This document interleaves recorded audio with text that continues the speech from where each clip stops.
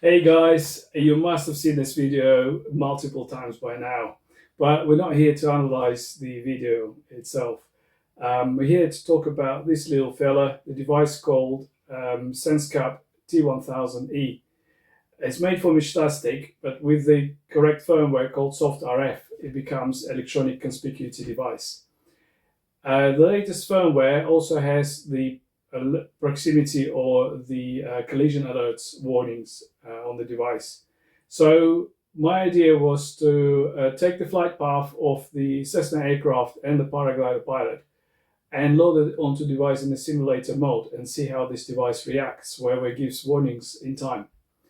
So here's how I've done it, and we go over the track in a few minutes' time. Here we see the aircraft in the area called Zell-am-See in Austria, where it's taken off from the airfield and made a tour around the lake and coming back from the ridge towards the valley for the landing approach. We can see a descent started just prior to the accident around 1 o'clock in the afternoon.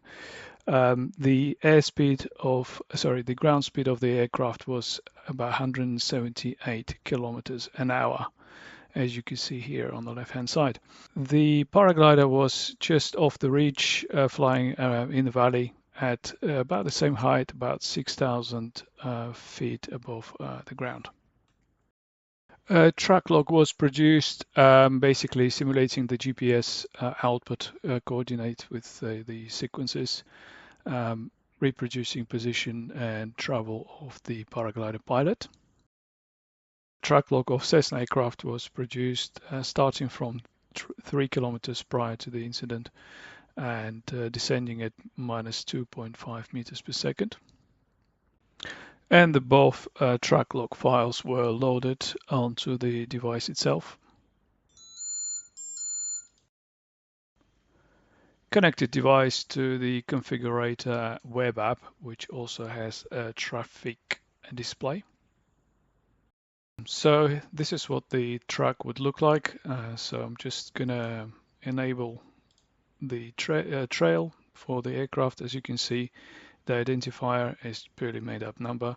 A speed traveling at a ground speed 176 kilometers per hour and starting distance from about 3 kilometers, now showing 2.3, and it's descending at minus 0.25 meters per second.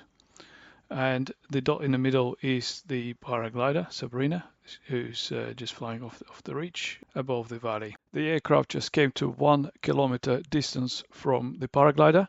I'm going to bring the device audio and video into view, and also Sabrina's video, just to be in sync with the rest.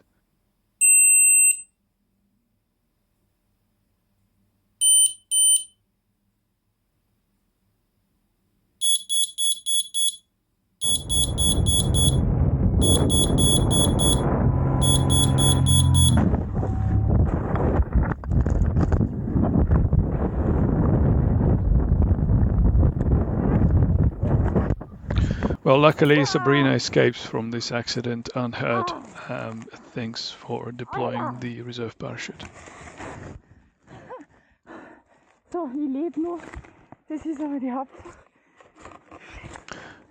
And here's some statistical analysis of the alarms initiated by the T1000E device.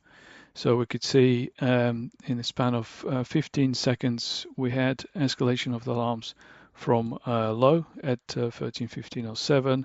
The distance was 851 meters horizontally and vertical separation plus 37 meters. So aircraft was higher. This is the time when the first alarm sounds.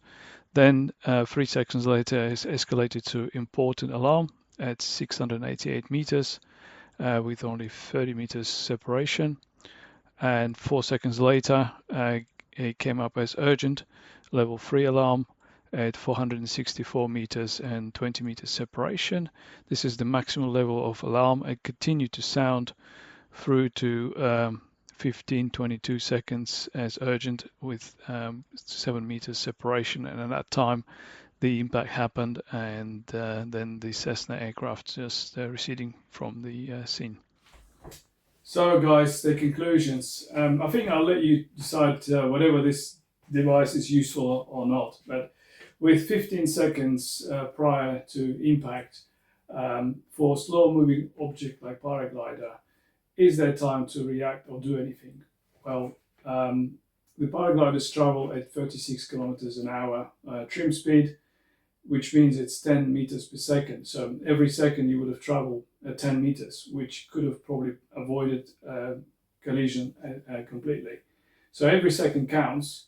With 15 seconds, with the correct adjustments to the course, 90 degrees, I would say yes, it probably could have been avoided.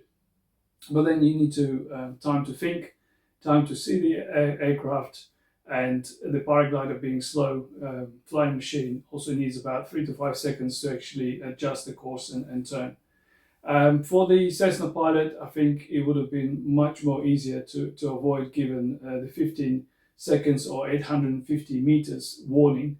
Definitely time to maneuver and avoid and spot paraglider and avoid it.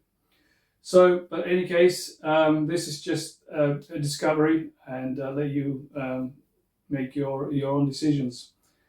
No device is perfect, as always.